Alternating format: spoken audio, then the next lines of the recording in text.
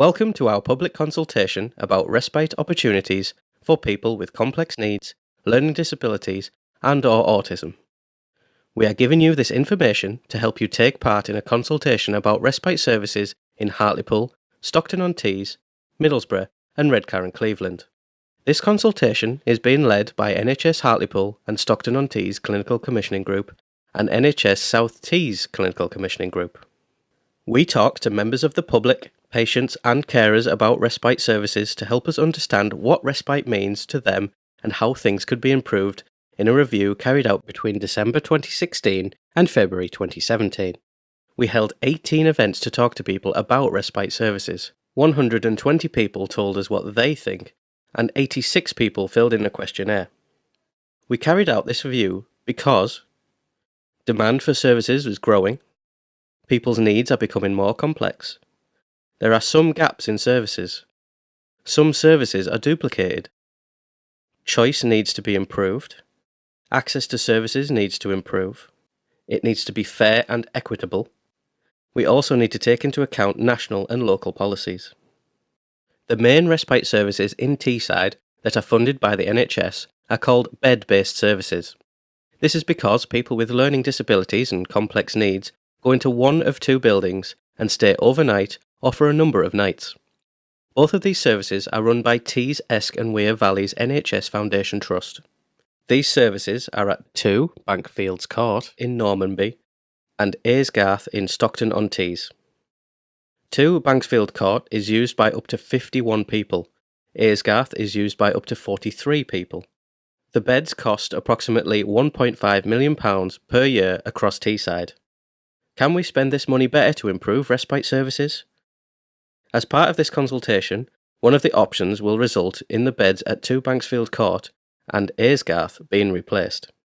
Respite services during the day services, and day opportunities are provided by local councils. They also provide bed-based respite care overnight. These services are not part of this consultation. People told us that respite stays are often disrupted by emergency situations, emergency care is not easily available, access to bed-based services is important, there needs to be a range of responsive options for planned and emergency care. Some people use bed-based respite and day respite at the same time. This is costly to the NHS. Is there a better way to meet people's needs? Help is needed to manage personal health budgets. Young people reaching adulthood may have different expectations about options that should be available to meet their needs in the future. Service needs to be flexible and fair. Transport between bed services and day services and home sometimes limits the options available. At the moment, respite services don't always meet the needs of the people using them. Their needs could be met in a different way that gives individuals, parents and carers more choice and a better experience. We want to talk to you about bed-based respite services. We want to talk to you about flexible, community-based respite services. What does this mean? During the day, it could be craft, drama, gardening, or sporting session held in the local community, booked at short notice and with the flexibility to change the activities week to week to suit the individuals and the parents or carers' needs. We want to talk to you about accessing clinically led outreach support services. What does this mean? It means whether it is day or night, people receive the support they need from staff who have the right skills to support them safely. It could be a nurse or a member of staff who is not a nurse. Supporting staff will have supervision and training from a qualified nurse.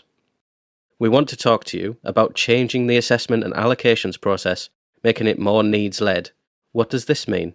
To find out how much respite is needed, an assessment would be completed based on the individual's needs, carried out by a healthcare professional with the patient, their family, and any other professional involved in supporting them.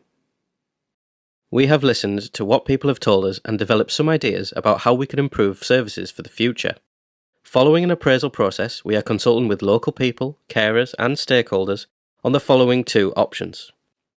Both options will be delivered with the existing £1.5 million budget. Option 1. Buy a range of bed-based respite services to replace existing bed-based respite services. Change the assessment and allocations process, making it more needs-led. Buy flexible, community-based respite services. And buy clinically led outreach support services. Option 2. Continue to buy bed-based respite services at 2 Bankfields Court and Aysgarth. Change the assessment and allocations process, making it more needs-led. Buy flexible, community-based respite services. And buy clinically led outreach support services. Maintaining services at 2 Bankfields Court and Aysgarth means there will be flexible, community-based respite services as seen in option 1, but they will be limited due to the funding needed to maintain the existing services. You can attend one of our 4 public consultation events.